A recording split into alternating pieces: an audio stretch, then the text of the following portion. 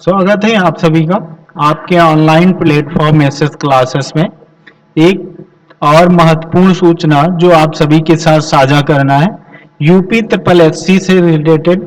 UP triple SC आयोग ने, अधीनस्थ सेवा चयन आयोग ने एक बहुत ही महत्वपूर्ण नोटिस जारी किया है ओटीआर से संबंधित। ओटीआर का मतलब आप जानते हैं, वन टाइम रजिस्ट्रेशन, जिसका शुरुआत आयोग ने आज यानी 14 से कर दिया है, 14/7 से।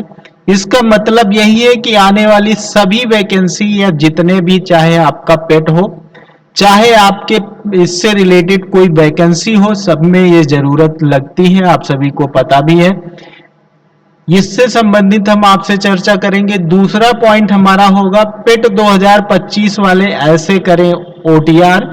इससे पहले जो 2025 में पेट दिए थे, तो अभी तक पेट का नंबर, रजिस्ट्रेशन नंबर डाल के आप लोग मेन एग्जाम के लिए अपना फॉर्म भरते थे, लेकिन अब ओटीआर नंबर से आप अपना पेट का भी फॉर्म भरेंगे और ओटीआर यानी मेंस का भी फॉर्म भरेंगे। तो पेट वालों के लिए अलग से आयोग ने बताया है कि इस तरह से आपको फॉर्म भरना है जिन लोगों ने पेट 2025 दिया है। जिन लोगों ने पेट 2025 नहीं दिया है, उनके लिए रजिस्ट्रेशन के लिए दूसरा ऑप्शन है, दूसरी तरह से उसको करना है। उस सारी बात उस पर भी चर्चा करेंगे। पेट 2026 का जल्द फॉर्म आने वाला है, इससे संबंधित जानकारी हम आपको, ये सारी संपूर्ण इंफॉर्मेशन हम आपको इस वीडियो के माध्यम से देने चल रहे हैं। सभी लोग अंत तक वीडियो के बने रहेंगे। जो लोग नए होंगे, पहली बार चैनल पे विजिट कर रहे होंगे, सबसे पहले चैनल को सब्सक्राइब कर लेंगे, ठीक है। शेयर करेंगे और वीडियो अच्छा लगेगा तो लाइक जरूर करेंगे। इंफॉर्मेशन अच्छी लगेगी तो लाइक करते हुए वीडियो को आगे बढ़ेंगे, ठीक है। चलते हैं, हम आपको अगली सूचना जो आपको देनी है उससे संबंधित हम आपको क्लियर कराते हैं। क्या है आपकी वो इंफॉर्मेशन, ये आपकी रही इंफॉर्मेशन, ठीक है। ये रही आपकी एक नोटिस जो कि आप सभी लोग देख पा रहे होंगे, 14 जुलाई 2026 की है, ओटीआर से संबंधित है, उत्तर प्रदेश अधीनस्थ सेवा चयन आयोग द्वारा जारी की गई है। आयोग द्वारा अभ्यर्थियों की सुविधा हेतु वन टाइम रजिस्ट्रेशन ओटीआर प्रारंभ किए जाने के संबंध में। क्या कह रहा है आयोग की नोटिस? उत्तर प्रदेश अधीनस्थ सेवा चयन आयोग द्वारा अभ्यर्थियों की सुविधा हेतु वन टाइम रजिस्ट्रेशन यानी ओटीआर की सुविधा दिनांक 14/7 से प्रारंभ की जा रही है। उक्त प्रक्रिया प्रारंभ होने के उपरांत अभ्यर्थियों को भविष्य में विज्ञापित होने वाले विभिन्न विज्ञापनों के सापेक्ष आवेदन करने हेतु अपनी मूलभूत सूचनाओं को बार बार दर्ज किए जाने की आवश्यकता नहीं होगी। इसी के लिए ये क्या किया गया है, ओटीआर की सुविधा शुरू की गई है, ठीक है। तो ये आप समझ पा रहे होंगे, ओटीआर हो जाने के बाद जब जब आप अपना यूपी ट्रिपल एससी से रिलेटेड कोई भी फॉर्म भरेंगे तो ये आप क्या करेंगे, ओटीआर नंबर डालेंगे और आपका पूरा डिटेल आपका खुलाया करेगा। वन टाइम रजिस्ट्रेशन के मुख्य बिंदु क्या है, क्या क्या आपको ध्यान में रखना है, ये आप देखते हुए चलेंगे। नंबर 1, आयोग द्वारा भविष्य में ज्ञापित की जाने वाली प्रारंभिक आहारता परीक्षा यानी पेट 2026 जो है, पेट 2026 अथवा मुख्य परीक्षा के लिए आवेदन हेतु अभ्यर्थियों को ओटीआर करना अनिवार्य होगा। भविष्य में आयोग सभी विज्ञापनों के सापेक्ष आवेदन करने हेतु ओटीआर संख्या का उपयोग करेगा, ठीक है। आगे जितने भी आपके फॉर्म भरेंगे बिना ओटीआर के आपके नहीं हो पाएंगे, ये कंफर्म कर लीजिएगा। दूसरी कंडीशन क्या है, ओटीआर बिल्कुल निःशुल्क रहेगा, कोई एक भी पैसा आपका नहीं पड़ने वाला है, आयोग आपसे एक पैसा नहीं ले रहा है। दूसरी चीज, तीसरे पॉइंट पे देखिएगा, पेट 2026 यानी अभ्यर्थियों को ओटीआर हेतु नवीन आवेदन अथवा प्रारंभिक परीक्षा आहारता परीक्षा 2025 की पंजीकरण संख्या के आधार पर आवेदन करना होगा। यानी जो दो लोग 2025 का पेट दिए हैं वो अपने पेट के आधार पर अपना पंजीकरण करेंगे और जो लोग नहीं दिए हैं वो नए तरीके से करेंगे, ठीक है। चौथा पॉइंट कह रहा है, यदि किसी अभ्यर्थी ने पेट 2025 हेतु आवेदन किया है तो उसे प्रारंभिक अर्हता परीक्षा की पंजीयन संख्या के आधार पर ही ओटीआर आवेदित करना होगा। उसी के आधार पर आप सभी लोग क्या करेंगे, अपना ओटीआर करेंगे। किसके आधार पर? पेट 2025 के आधार पर। जो लोग नए हैं उनके लिए नया आवेदन है, वो आप फ्री है, उसके लिए आप नए सिरे से ही चीजें को भरेंगे। पांचवा ऑप्शन क्या कह रहा है?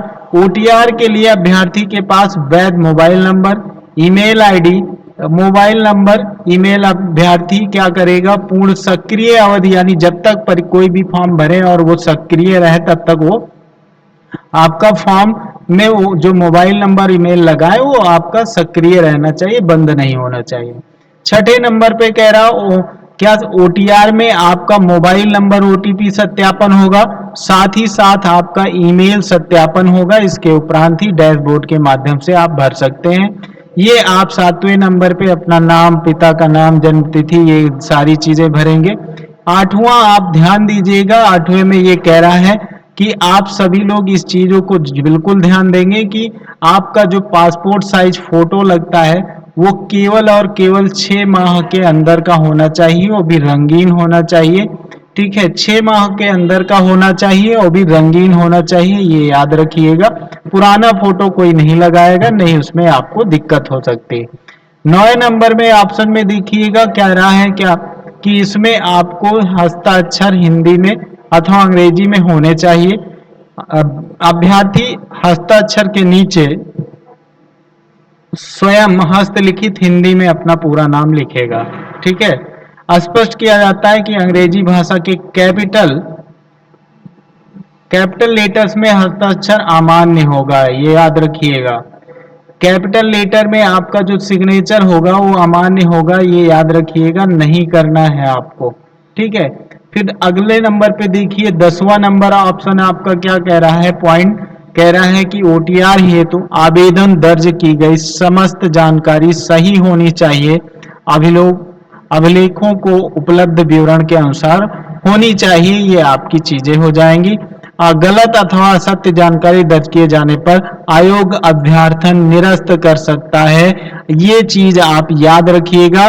अभी आपने देखा है कि यूपी एससी एसएसबी यानी कि जो शिक्षा चयन आयोग है, इसने टीजीटी के कई आवेदन, कितने बहुत सारे आवेदन निरस्त किए हैं किन्हीं न किन्हीं कारण से। तो ऐसे में ये समझ लीजिए कि आयोग फॉर्म आपका निरस्त कर सकता है, संशोधन का ऑप्शन भी नहीं दे सकता है, क्योंकि इसने पहले ही नोटिस में आपको बता दिया है कि ये आपके पास होना चाहिए। 11वां नंबर पॉइंट देखिएगा, पंजीयन संख्या प्राप्त होने के पश्चात अभ्यर्थी द्वारा दर्ज किए गए विवरण में किसी भी प्रकार का संशोधन मान्य नहीं है, किसी भी प्रकार का आप संशोधन नहीं कर सकते हैं, ये आप क्लियर रखिएगा।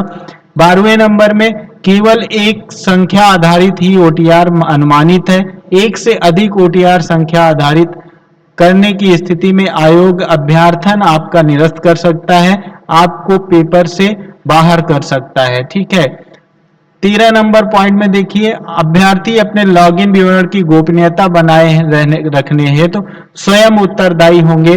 पंजीयन संख्या के दुरुपयोग की स्थिति में आयोग किसी भी प्रकार का उत्तरदायी नहीं होगा, ये आयोग ने स्पष्ट कर दिया है कि किसी भी प्रकार की अगर आप लोग हीला हवाली किए तो आप स्वयं उत्तरदायी होंगे, आयोग से उससे कोई लेना देना नहीं। तो आप ये समझ पा रहे होंगे कि पेट 2025 अब धीरे धीरे इससे जो आने वाली वैकेंसी थी उनका काम लगभग खत्म हो गया, 2-4 वैकेंसी हो सकता है और आ जाए इससे, उसके बाद पेट 2025 से लगभग चीजें आपकी वैसे वैलिड तो 3 साल के लिए है, लेकिन ये सोच लीजिए वैकेंसी आना बंद हो जाएगी। फिर पहले पेट होगा, पेट 2026 होगा, फिर आपका क्या आएगा, अगली वैकेंसी कोई भी आएगी, अगली वैकेंसी कोई भी आएगी तो याद रखिएगा पेट 2026। तो कब आ सकता है पेट 2026?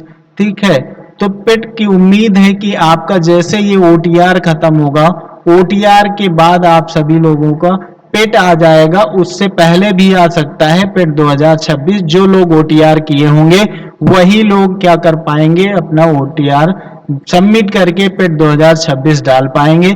उम्मीद है जुलाई के लास्ट में आपका, जुलाई के लास्ट में या फिर अगस्त में आपको पेट 2026 का नोटिफिकेशन देखने को मिल सकता है।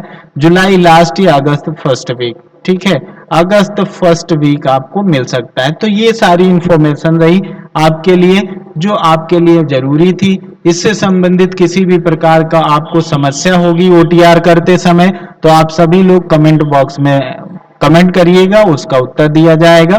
ये सारी इंफॉर्मेशन से अगर आप सभी लोग संतुष्ट हों तो सभी लोग चैनल को शेयर करेंगे, सब्सक्राइब करेंगे, लाइक करेंगे। ऐसे अन्य सभी इंफॉर्मेशन आपको समय पे मिलती रहेंगी। ठीक है, थैंक यू।